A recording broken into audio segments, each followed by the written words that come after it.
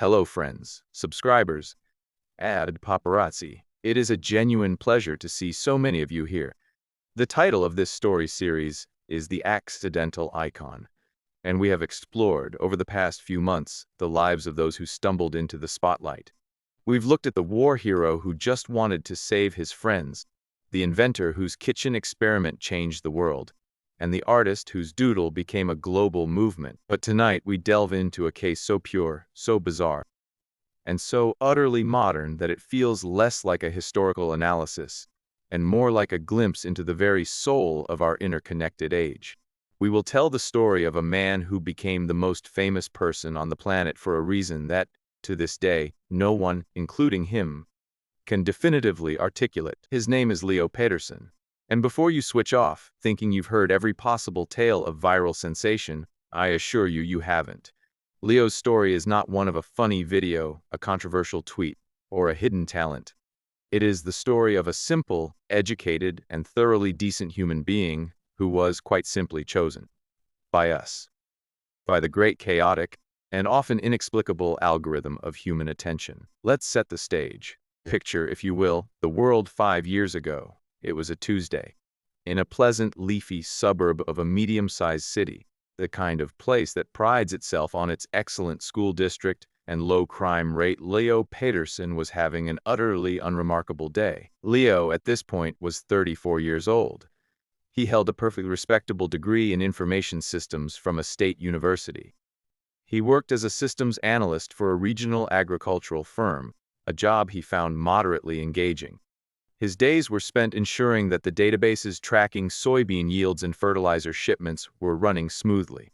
He was competent, reliable, and utterly invisible outside of his immediate circle. His life was a study in quiet contentment. He lived alone in a small but well-kept bungalow.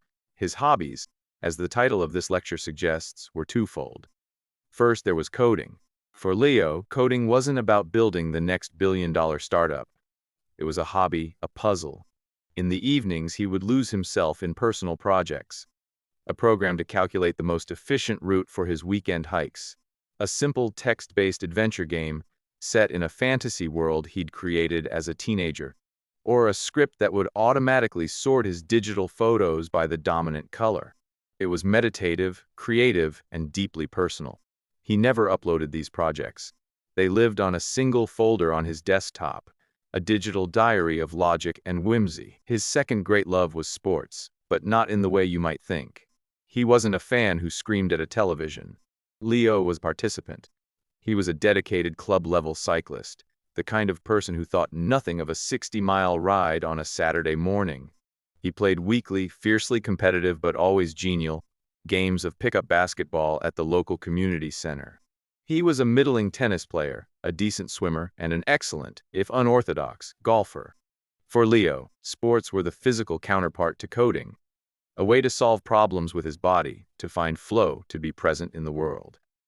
He was healthy and radiates the kind of unassuming confidence that comes from being comfortable in one's own skin.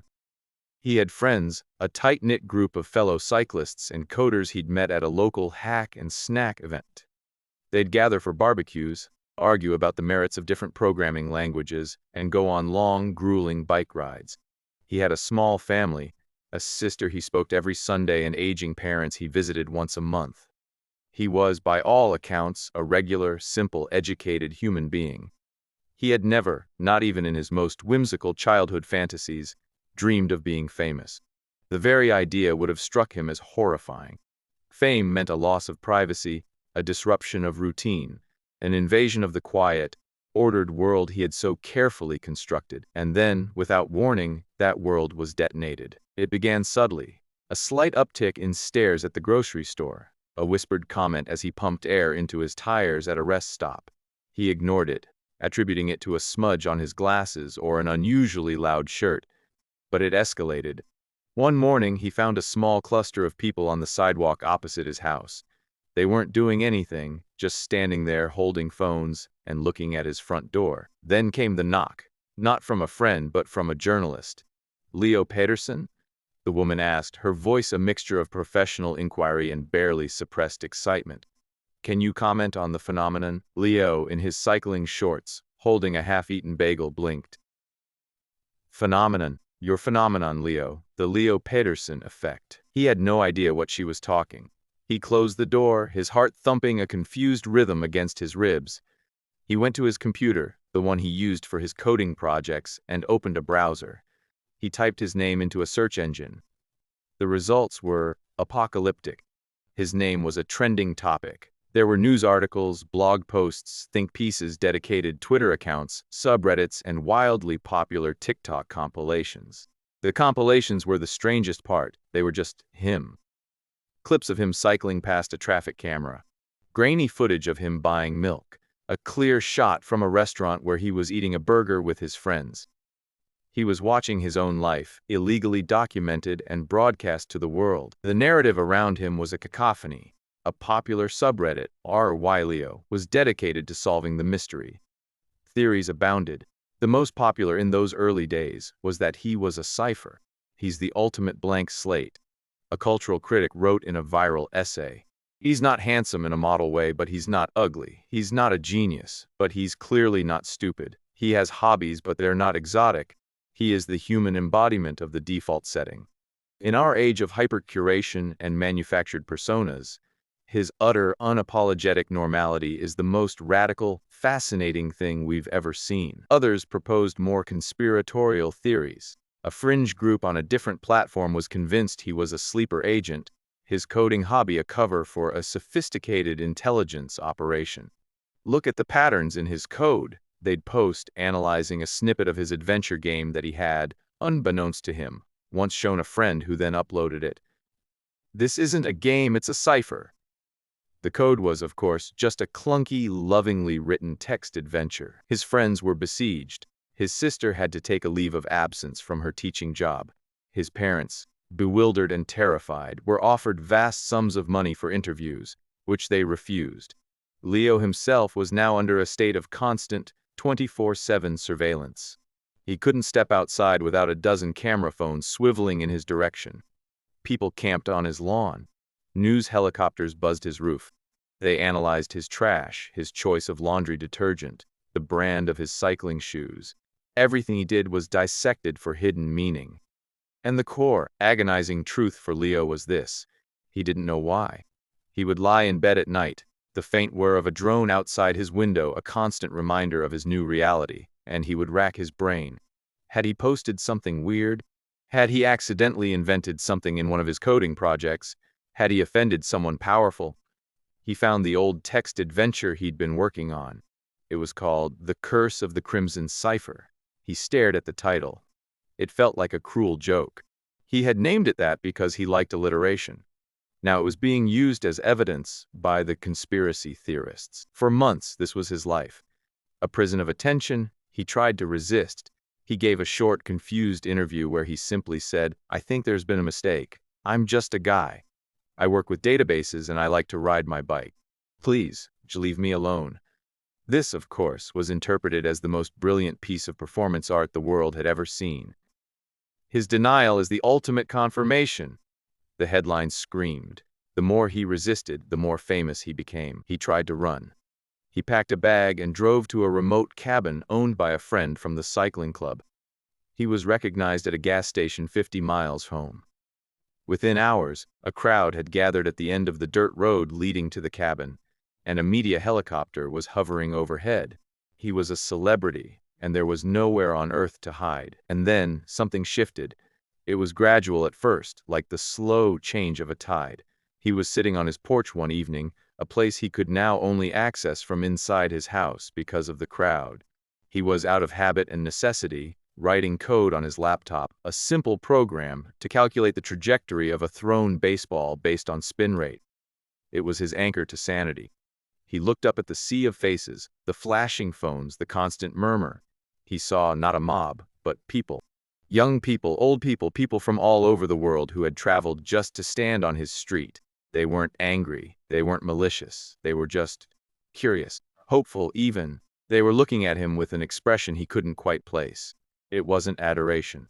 It was something closer to anticipation. A young woman, shivering in a thin jacket, was at the front of the crowd. She had been there for 3 days. He caught her eye. On impulse, an impulse born of sheer exhaustion and a flicker of something new, he stood up. The crowd fell silent. He walked to the edge of his property to the police barrier. He looked at the young woman. He didn't say anything profound. He just said, "It's cold. Are you okay?" The young woman's face crumpled. She started to cry. "He sees me," she whispered, loud enough for the microphones to pick up. "He sees me." That was the turning point. It wasn't a grand gesture. It was just Leo being Leo, a regular, decent person noticing another person's discomfort. But in the fever dream of his fame, this simple act of humanity was a lightning bolt. He began to experiment. The next day, he brought out a thermos of coffee and some paper cups. He handed it to the people at the barrier. The footage went viral, not as a strange occurrence, but as a moment of pure, unadulterated grace. He started doing it regularly. He'd come out with coffee, or on hot days, a cooler of water bottles. He started answering their questions, not as a celebrity, but as a person. "What's your favorite programming language?" someone shouted. "Python," he'd shout back. "It's just so readable." "Who's your favorite cyclist, right now?" "Tadej Pogacar. The guy's a monster in the mountains." He began to realize that the fame wasn't about him. It had never been about him. It was about them. The world had created a void, a space for something they desperately needed. Needed someone who wasn't trying to sell them anything. Someone who wasn't performing. Someone who was simply, authentically, a human being. In a world of influencers and curated feeds and political polarization, they had projected that need onto the nearest blank screen. Leo Pedersen. And Leo, the analyst, the problem solver, the man who loved both the logic of code and the physical grace of sport, began to see the problem differently. He couldn't solve the problem of why he was famous. That was a mystery with no answer. But he could solve the problem of what to do with it. He accepted it. He stopped fighting.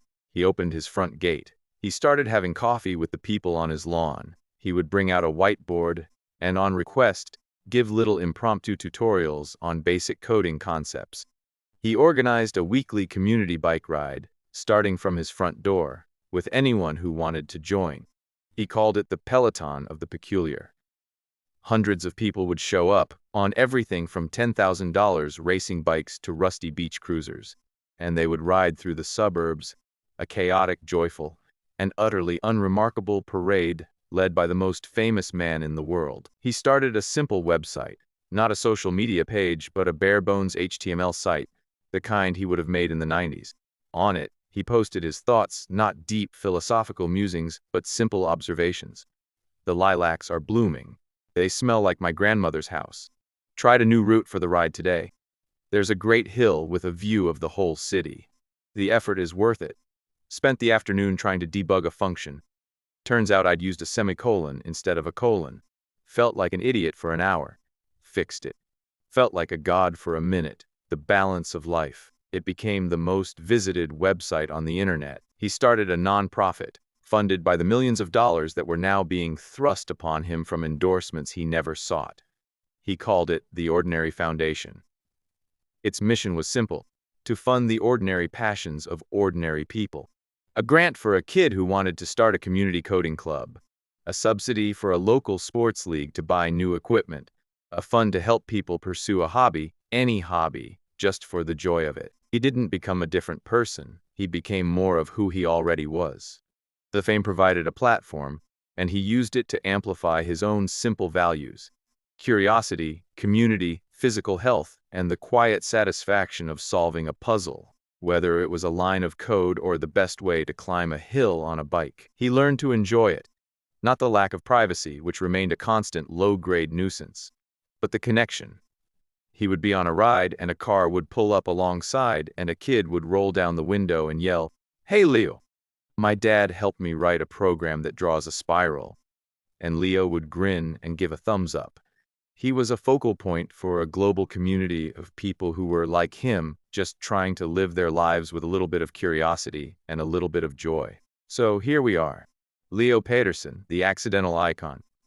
He still lives in his bungalow, though the street has been permanently pedestrianized to accommodate the flow of visitors.